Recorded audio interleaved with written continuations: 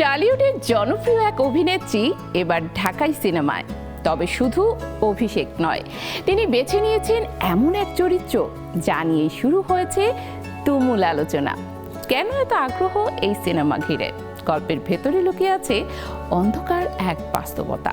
মধুমিতার এই নতুন রূপ দর্শকদের কতটা চমকে দেবে সেটাই এখন দেখার অপেক্ষা।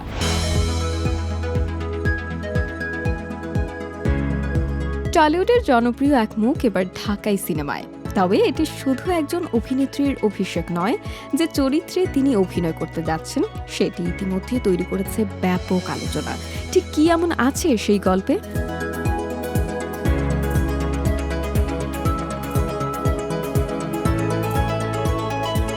গত কয়েক বছর ধরে ইথিকা পাল, জ্যোতির্ময়ী কুণ্ডু, সুস্মিতা চট্টোপাধ্যায় ও সৃজা দত্তের পর এবার বাংলাদেশের চলচ্চিত্রে নাম লেখাচ্ছেন পশ্চিমবঙ্গের জনপ্রিয় অভিনেত্রী মধুমিতা সরকার।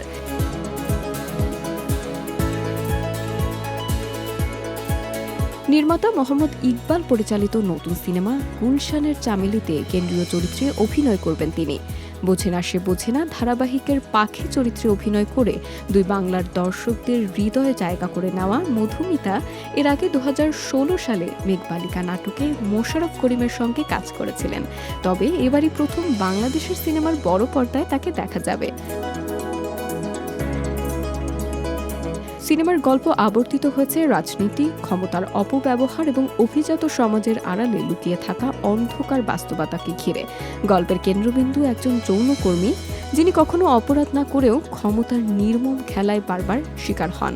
সবচেয়ে বড় বিষয়, এই সিনেমার প্রচলিত অর্থে কোনো নায়ক নেই। পুরো গল্প এগোবে একজন নারীর জীবন, সংগ্রাম এবং তার জটিল বাস্তবতাকে ঘিরে। মধুমিতা জানিয়েছেন, গল্প ও চরিত্র দুটোই তাকে ভীষণভাবে আকৃষ্ট করেছে। তার ভাষায় এমন বহুমাত্রিক চরিত্র আগে কখনো অভিনয়ের সুযোগ হয়নি, তাই এই কাজ নিয়ে তিনি দারুণ উচ্ছ্বসিত। অন্যদিকে নির্মাতা মোহাম্মদ ইকবাল জানিয়েছেন, সিনেমাটির প্রি প্রোডাকশনের কাজ চলছে। আগামী 1 আগস্ট মহরতের মাধ্যমে আনুষ্ঠানিকভাবে অন্যান্য শিল্পীদের নামও প্রকাশ করা হবে। যদিও 5 বছর আগে সিনেমাটির ঘোষণা দেওয়া হয়েছিল, কিন্তু নানা কারণে কাজ শুরু করা সম্ভব হয়নি। এখন প্রশ্ন একটাই, মধুমিতা সরকারের এই ব্যতিক্রমী চরিত্র কি ঢাকাই সিনেমায় নতুন এক আলোচনার জন্ম দেবে? সেই উত্তর মিলবে শুটিং শুরু হওয়ার পর। তবে আপাতত গুলশানের চামেলিতে দুই বাংলার দর্শকদের কৌতূহল কেন্দ্রে উঠে এসেছে, তা বলাই বাহুল্য।